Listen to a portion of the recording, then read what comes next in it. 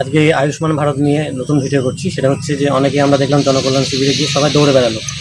তো আমি বারবার বলেছিলাম এসপিএইচএইচ, পিএইচএইচ এবং AA যাদের রেশন কার্ড আছে তাদের কোথাও যাওয়ার দরকার নেই, তার কারণ আশাকর্মীদের ট্রেনিং হয়ে গেছে।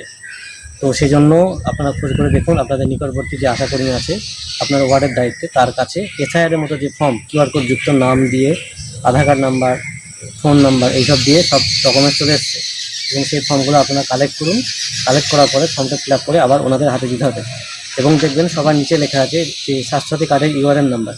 এটা কিন্তু মানে খুবই জরুরি জিনিস এটা।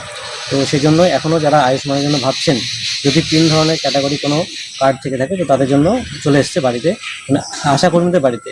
তো সকলে আপনার নিকটবর্তী আশাকর্মীর সঙ্গে যোগাযোগ করুন এবং এই তথ্যটা নিয়ে ফিল আপ করে আপনি তাড়াতাড়ি জমা করে দিন। এর ফলে কী হবে, আপনাদের আয়ুষ্মান ভারতের যে কার্ডটা সেটা তৈরি হওয়ার প্রক্রিয়াটা চালু হয়ে যাবে। সকলের কাছে এই বার্তাটা পৌঁছে দিন।